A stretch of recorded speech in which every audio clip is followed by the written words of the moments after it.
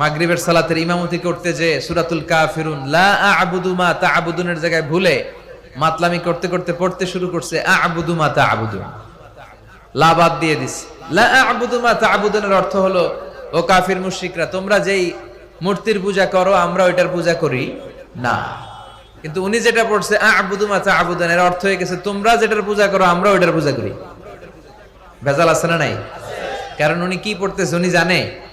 উনি তো মাতলামি, মদের ঘোর, মাতলামের ঘোর কাটে নাই। সবাই যে বিশ্বনবীরে বললেন দেখেন আপনার মেয়ের জামাই করছে কি, বিশ্বনবীর কাছে তখনই আয়াত চলে আসলো, লা তাকরাবুস সালাত ওয়া আনতুম সুকারা, খবরদার মদ খাইও তবে নামাজে যাওয়ার আগে খাইও না। সুবহানাল্লাহ পড়বেন না? এরপর সাহাবারা সারা দিন মদ খায় কিন্তু 5 ওয়াক্ত নামাজের আগে খায় না। 5টার সময়ে তারা মদ খাওয়া বন্ধ করে দিল। এরপর আস্তে আস্তে যখন মদ খাওয়া বন্ধ করতে অভ্যস্ত হতে শুরু করেছে, আল্লাহ আয়াত নাযিল করলেন, ইন্নামাল খামরু ওয়াল মাইসিরু ওয়াল আনসাবু ওয়াল আজলামু রিজজুম মিন আমালিশ শাইতানি ফাজতানিবু। চিরকালের জন্য এই কথা বললে আল্লাহ মদকে হারাম করে দিলেন। সুবহানাল্লাহ পড়েন।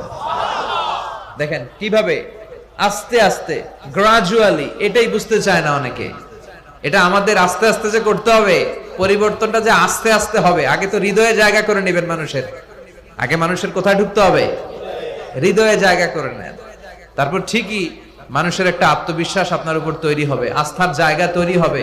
তখন আপনি মানুষকে গাইড করতে পারবেন। শুরুতে একাই হারাম, মানুষকে ভয় দেখায়। বিশ্বনবী নিষেধ করেছেন, ভয় দেখাবা না, খবরদার।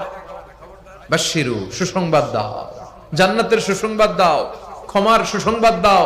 আল্লাহ মহান, আল্লাহ দয়ালু। দ্য বিউটি অফ ইসলাম, ইসলামের সৌন্দর্যগুলো তুলে ধরো, বুঝাতে চেষ্টা করো যে ইসলামের নিয়মগুলো এটা স্বাস্থ্যসম্মত, এটা পরিবেশ বান্ধব, এটা সিভিলাইজড, এটা সভ্য একটা ধর্ম। এগুলো বুঝাও, সৌন্দর্যগুলো আগে মানুষের চোখের সামনে তুলে ধরো। অটোমেটিক্যালি মানুষ ইসলামের রাস্তায় চলে আসবে। চিৎকার করে বলেন ঠিক কিনা? আর শুরুই যদি করেন হারাম দিয়া, শুরুতেই করে দিলাম হারাম, কেউ শুনবে? এজন্য আমরা যেন ইসলামকে সহজ ভাবে, ইসলাম যেভাবে এসেছে সহজ পদ্ধতিতে, এইভাবে যেন মানুষের কাছে পৌঁছে দিতে পারি, তাহলে মানুষ রিসিভ করতে পারবে সহজে। আল্লাহ তুমি বুঝার তৌফিক দান করো। তাহলে কোরআনের সবচেয়ে দামি সূরার নাম? আরো জোরে বলেন। সূরাতুল ফাতিহা আউয়ালুস সুওয়ার নাযালা কামিলান। কোরআনের সর্বপ্রথম যেই সূরাটা পূর্ণাঙ্গভাবে একসাথে নাজিল হয়েছে সেটার নাম হচ্ছে সূরাতুল ফাতিহা। এর আগে কোন সূরা পরিপূর্ণভাবে একসাথে নাজিল হয় নাই। 5 আয়াত, 2 আয়াত, 3 আয়াত, পরে বিশ্বনবী এগুলো মিলায় নিছে। সুবহানাল্লাহ পড়েন। আমরা কত সহজে কোরআন পেয়ে গেলাম। বিশ্বনবী যখন কোরআনের আয়াতগুলো আসতো, তিনি পড়তে পড়তে পড়তে পড়তে মুখ দিয়ে ফেনা তুলে ফেলতেন। আল্লাহ